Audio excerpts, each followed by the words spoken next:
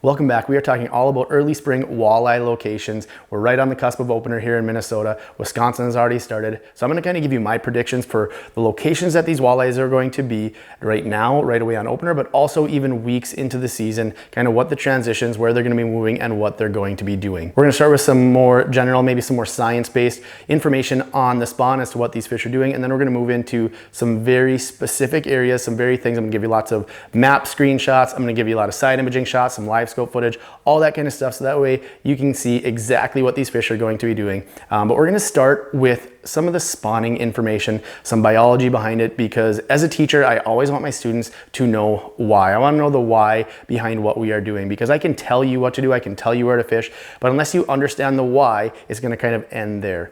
When you do start to understand that, now you can take that information and you can apply it to different situations. And so when we're talking walleyes and spawning, a lot of times that's what opener is based around. Where are they at in the spawn? What are they doing? So the spawn a lot of times happens in that 40 to 50 degree mark. I know that's a very general term, but it can happen in different areas depending on the body of water that you're on. You know, it seems like once it hits that mid 40s, that's when things really start to ramp up. So that's just a very general water temp to kind of understand what stage these fish might be in. And so for a lot of Minnesota right now, we're probably going to be in that mid to upper 40s, depending on what the weather does over the next few days, maybe even in the low 50s. So I anticipate they're going to be maybe post spawn on a lot of the bodies of water that we're fishing. But another thing we do have to keep in mind is the spawn isn't strictly based off water temp, although that can be a very reliable source to kind of give us an idea what's going on. It's also on the photo periods, you know, how long the days are, how much light is penetrating, all of that kind of stuff goes into that as well. So while water temp can be a big factor, it's not going to be the only factor. So one of the first things that we're looking for related to locations is we need to find areas that are good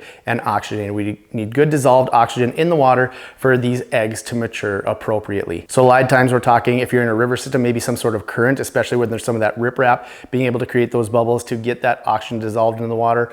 Or if you're talking about a lot of our natural lakes that don't have much current, the number one thing we're going to be looking for is wind. You're looking for wind-blown areas, especially shallow, that are going to be able to have some more dissolved oxygen. And that's going to be something that is going to really key in these walleyes on where they want to spawn. And so when you're looking for the wind-blown areas, you're not necessarily looking for yesterday or today when we're talking spawning. You know, sometimes that can work for the day of, but specifically spawning grounds, they're not going to go based off one day or another day. This is something that they've been doing often for years and years and years. So your prevailing winds are primarily going to help identify some of these key areas that they might be spawning on some of this wind-blown structure. Now that's not to say some of these north side or west side aren't going to have some spawning areas, because there can easily be spawning areas on some of those as well. But to help break down, give a little bit better understanding, that's going to be a great area to start. Another little side note with some of the dissolved oxygen, one thing that's interesting that you may or may not know is that warmer water cannot hold as much dissolved oxygen as colder water can.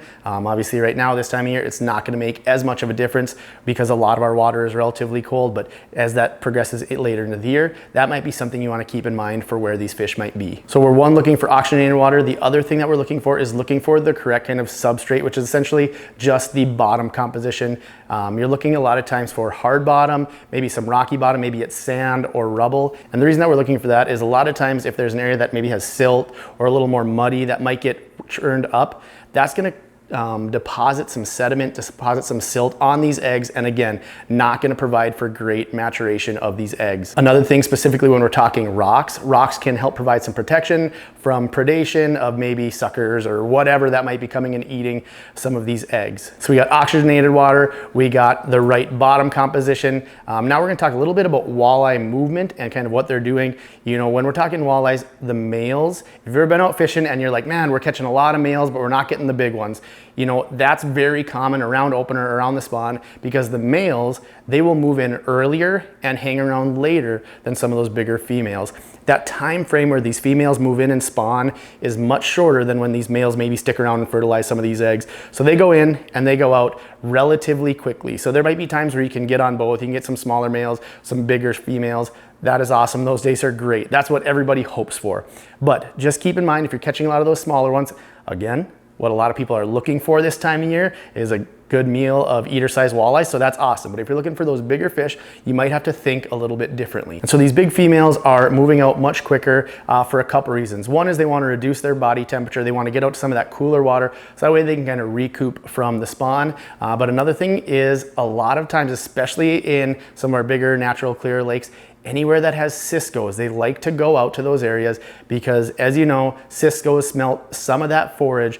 It has so much nutrients. When they're looking to recoup from the spawn, that is going to be the primary food source that they're looking for, especially those bigger walleyes. They can eat some of that bigger forage. And so you might even see some of these bigger females on that first break a little bit deeper, or suspended over open water, or even out to some of that mid-lake structure. We've caught some fish early in the year on mid-lake structure. So specifically, if you're looking for bigger walleyes, that's something that I wouldn't overlook. Another little interesting tidbit, and this is one that I got from a podcast. It is with Gord Pizer. I was listening to on the JMO podcast, which was awesome, but him and Liam Wetter, they also have their own podcast, which is called Doc Talks Fishing, I believe. It is a very biology, science-based. If you know anything about Gord Pizer, that is his bread and butter, and I absolutely love it. I just love nerding out on some of the science behind fishing, of how to use that to help you when you're trying to target maybe more or bigger fish. So if you haven't, I'll put their podcast down below. There's a specific episode with Nick Bacanti, I believe his name is. He is a fish biologist up in Canada that has essentially written the book on walleyes, done so much research, and it is just filled with information. So if you're looking for more in-depth, if you like that kind of stuff, I'll put that down below. Go ahead and check that out. Now, getting back to kind of what I was saying, is in that podcast, he was saying that walleyes will prefer, they'll oftentimes prefer a bait, a forage that is about 45% of their weight. So if you're thinking about that, that means like a 19-inch walleye is going to prefer like a 6-7-inch cisco. A 30-inch walleye might be up in that 9 to 10-inch range. But now don't get this confused, because one of the things they talked about is just because it's preferred doesn't mean that's what they're going to be eating, because obviously a lot of times we're using smaller minnows on opener and we're catching a ton of fish.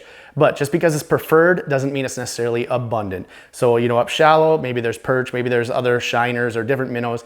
That's going to be abundant. That's going to be easier for them to eat. They're not going to be these big ciscos around. So just one little tidbit. Again, I love the science behind it. I love that information. So I wanted to just kind of share that with you, but also go check out their podcast. Awesome listen. So now finally moving into some of the locations. And one of the first things that I'm going to do is I'm going to set up my Humminbird unit, so that way it can really help to break down lots of different lakes. And how I'm going to do it is I'm going to start with my shallow water highlight. And for this time of year, when I'm setting it up, I'm setting my shallow water highlight a lot of times at that 10 feet and less. Maybe shallower bodies of water, if there's a shallower bite going on, I might move it down to 8 or 6 feet even. But to start, I'm going to set it to 10 feet or less. And then I'm going to set my green, my highlight, from 10 to 15 feet. If I see fish moving out a little deeper, I might move it even all the way out to 20, but typically 10 to 15 feet. So that's going to kind of show you, that less than 10 feet is where they're going to be in that earlier stages of spawning. That green, that 10 to 15 feet, is where they're going to be moving out. You can kind of visualize how these fish are going to be moving along the structure from shallower out to deeper, whether it's on a point or a flat or whatever it might be. So now that we have our unit set up, you can easily see how much of a difference that makes in breaking down the water and how we can do it much more efficiently. And that's going to lead us right into location number 1, and that is shallow flats. And I know this is a very broad term, and I kind of keep it broad for a reason, because shallow flats are where, I don't know, a good percentage of these fish are caught. And to get a little more specific, when I'm talking shallow flats, a lot of times I'm looking for sand or maybe some rocky, rubbly stuff. A lot of times this is going to be, like I said, that less than 10 feet, sometimes less than 5 feet. And especially in these areas where they're going to be able to get a lot of wind, going back to some of that biology side of things, you want good oxygenated water. So shallow, sandy flats with a lot of wind, especially on a wind-blown side, is going to be a predominant feature that I'm going to look for. Now, the tough thing with this is some of these can be very expansive, and it's going to be hard to break it down unless you have some electronics. So if you can use your side imaging, this is where side imaging shines, because especially on sand, those fish stick out like a sore thumb. Rocks might take a little bit more time to break down with side imaging, or you might just have to cast it. Or a lot of times when I'm getting into rocks, what I'll do is I'll use my live scope, because then you can easily pick out those fish, especially if they're up off bottom a little bit. One more feature that I look for when I'm looking for kind of these big expansive flats is sometimes there might be a whole shoreline of this flat, but there's an area where it juts out just a little bit. It might be almost a horseshoe shape or like a shallow U. It bumps out just a little bit. Sometimes that means it's going to be some harder bottom, and there might even be a transition on there. But that is areas where you can take a big area, make it into a much smaller area and make it that much easier to break down. Moving on to number 2, we're talking shoreline points. And I'm not talking, you know, maybe a small little spot on the spot. Typically I'm looking for maybe bigger shoreline points, especially if there's maybe some shallow flats next to it, adjacent to it.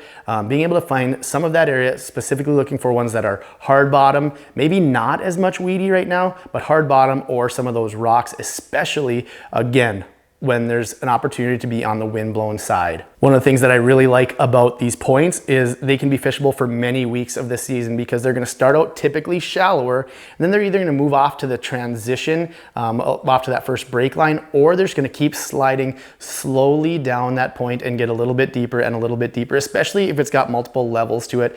Again, the bigger piece of structure at this point is something that I prefer. Another little thing that I look for is if it's close to deep water. I honestly kind of like that, because again, that might be where some of those bigger walleyes might be able to slide on and off very quickly. If these points are sandy, again, very easy to pick them up on the side imaging. If they're rocky, which a lot of these are, these points when they stick out, a lot of times these are where you're seeing either bigger boulders or even some of that rubbly stuff. Sometimes a little tougher to pick up on the side imaging. So what I'll do is I'll use my live scope. And one of the things that's really cool is you can almost call your shot sometimes. If you see some fish on the live scope and maybe you see a handful, maybe see a few, and there's maybe 1 or 2 that are sitting up off bottom significantly, and you can cast and roll a bait right over top of them, that is a lot of times a deal breaker, where they are going to bite almost no matter what when they're up high like that. So that's one thing to key in on, is if you see that, make sure you make a cast of that fish if it's up a little bit higher. Moving on to spot number 3, and that is a little bit more of a spot on the spot, and we are talking transitions. And now transitions, that can mean a lot of different things. It can be hard bottom to soft bottom. It can be weeds to sand. It can be rocks to sand, rocks to weed. A lot of different options within transitions. And so a lot of times when I'm looking for transitions, I'm looking for that in conjunction with some of these others. Maybe it's a point, maybe it's a shallow flat. These transitions are kind of an easy way to kind of pinpoint where these fish are going to be. It might be a very big expansive flat, and if there's some sort of transition, a lot of times those fish are going to be right along there, especially if it's hard bottom to soft bottom. You'll typically see those fish hang out more on the hard bottom side, but very close to that soft bottom. Spot number 4, especially on a little bit earlier springs, is that kind of initial break line, that first drop off from their spawning ground. So you're finding those spawning grounds, finding those good shallow areas that have that good hard substrate, and then you're moving down to that first break line. It might be steep, it might be moving down to a point, but a lot of times I like to see that little bit steeper break where there's that shallower flat up on top. And a lot of times what I actually see, I don't see them at the bottom of these.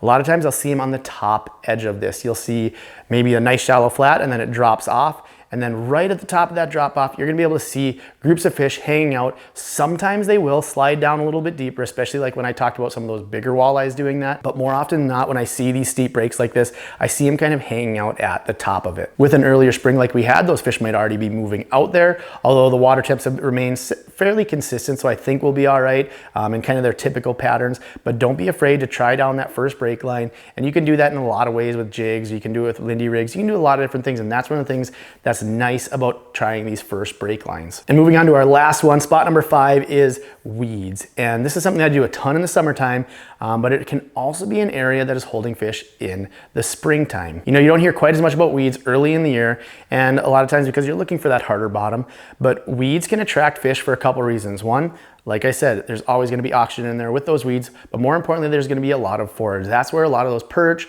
or some of these minnows, they might be hanging around, especially with a year like this where we had a relatively early ice out. Those weeds might be grown up a little bit more. And so those fish, especially if it's adjacent to a spawning ground, they might slide over there, try to eat some of this forage that's swimming around there, whether it's perch. That's what it's gonna be in a lot of our lakes, these smaller but deep clear lakes. Finding these perch hanging around in those weeds. And what I'm looking for is not necessarily these giant weed beds. I'm looking for a little more sparse weeds because one, you can sometimes see fish with the live scope or with the side imaging, but also it's a lot easier to fish, and I think it's a lot easier for these fish to move around. Another thing is it doesn't have to be these big even areas that have sparse weeds. Sometimes there might just be one weed patch. Maybe it's a relatively sandy flat and there's one weed patch. Sometimes you can see a pod, not gonna be maybe a pod of 100 fish, but it might be a pod of 4 or 5 fish that you can pick off it to. So don't look past some of those even small weed patches. Again, something that can just be some structure, one that they can find some protection, but also something that's gonna hold some bait that these fish are gonna be around. There you go, tons of information. If you made it till the end of the video, thank you so much. I appreciate you sticking around for the whole thing. That helps me out a lot. I would also love it if you would comment, where are you heading for opener? Are you heading to a destination? Are you sticking around locally? I would love to hear your plans. I'm still a little bit up in the air, but bottom line is I am just excited to get back out chasing some walleyes. If you're heading out, stay safe, good luck.